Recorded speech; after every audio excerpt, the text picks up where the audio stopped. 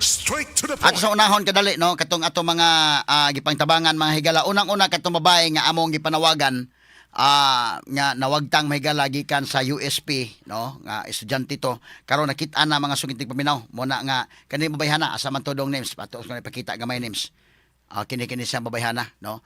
Okay, kaluoy sa Dios na kuha na ni siya na kita na ito kauban sa si kasamang Aida Tampos mga kaigalaan ni mga orasa alang sa dugang update. Yes, kasamang Aida. Attorney Rufil, mayong buntag og sa ato mga sukid tigpaminaw sa DYHP ug IFM. Good news, attorney, gumikan kay sa ato ang pagnunot nining maong isyu labi na sa pagpangayo og tabang sa usa ka inahan nga si Divina Sarabosi nga taga Huwagdan, Ubay Bohol. Attorney Rufil, napahibaw dayon tani ni atong Sabado sa hapon nga nakabalik na og reunited na, Attorney Rufil, ang iyahang anak o ilan ang gikauban karon si Jana Sarabosing katong 21-year-old Attorney Rufil nga estudyante sa USPF. Ang matud Ang pa atong kalipay day nga wa tay nahitabo nga dautan. Yes, attorney, Halag na oo. unsang hitabuan ay na nakauli na gitaon siya. So mga po naingon sa inahan nga emotional nga nagpasalamat diri sa DYHP og sa tanan nga mga tawo nga nakatabang sa maong pamilya, Attorney Rufil, nga nakauli nga luwas ang iyang anak nga si Jana, attorney.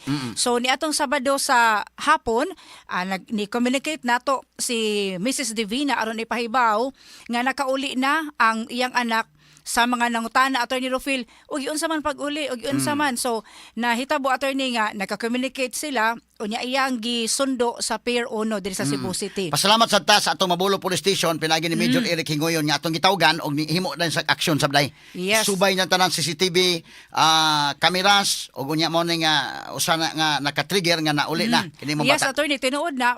In fact, mismo ni sugilon si Mrs. Divina nga pasalamat siya sa kapulisan, pinagi sa happy niini nga nitutok pod sa mao nga sitwasyon hangtod nga nakauli, Attorney Rufil, ang ilang anak ngadto kanila. So mga launa sa hapon ni atong Sabado, nagkita ang mag-inahan, Attorney Rufil, og ilang ilang destinasyon pabalik sa Bohol.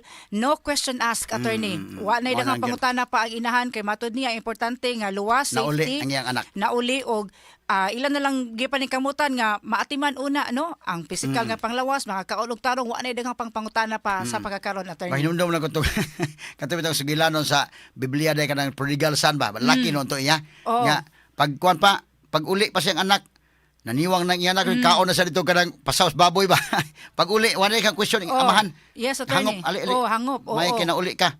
Wa na daghang kuan. So mao na, attorney, no, ang usa sa mensahe nga gipaabot ni Mrs. Divina kanato sa dihang ato na istorya gyud, attorney, mao nga iyang giawhag ang mga ginikanan, mga nagpaminaw, mama man o papa o sa kanang in a family, attorney, nga hatagag oras gyud ang atong sakop sa pamilya, Attorney Mao Rufil. gyud. Unya pasalamatan ni Major Hingoyon nga action di sila atong gitawgan deken in the EDA ni aksyonan na parbaylain nga aksyonanan pud katong hitabo sa pudromo. Agig Sus, Ginoo update, ko. Attorney Rufil, wa gid maglangan. Sa human sa imong pag-interview, sa atong pag-interview, pinagi sa atong complete and action ni atong Sabado, sunod-sunod dayon ang Mobile Patrol Group sa Station 4, attorney, nga niadto sa Hipodromo, sa Barangay Hall, og sa mga panimalay ni atong mga biktima, Attorney Rufil. Ilang yung gisubay. Ilang gisubay. So salamat kay Major kinini Eric ang Hingoyon. Eric Hingoyon. Lihok gyud. Nilihok gid, At least, Attorney Rufil. okay na ani nga happy day. Tanting nga lihok gyud ka, no? Ato pa ni kamutan ba kutob sa tumahimo lang.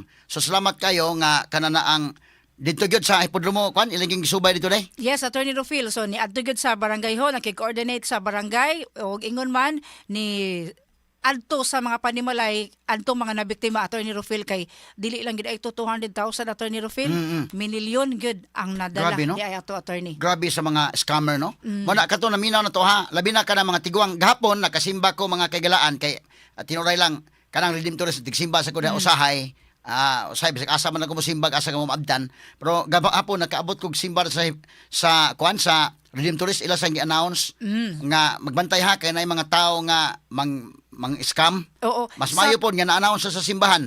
Kada bitaw dayon human sa misa nga Sakto mga gyud. announcement sa yapil na sa announcement nila. Attorney, ang pattern day ani nila based sa mga ato ang na-interview, kung dili man gali duol sa ospital, attorney, sa si duol sa simbahan. So Oh. tanaw nila siguro kan labi taong siguro ang mga tao kung ospital magali Vulnerable kay, no? vulnerable kay labi na kung dili focus gumikan sa problema o baka dunay kwarta nga gibatunan kay pangpalit og tambal bagyo karon. Diya ka no mga ila sa tao nga salbahes kay day, no?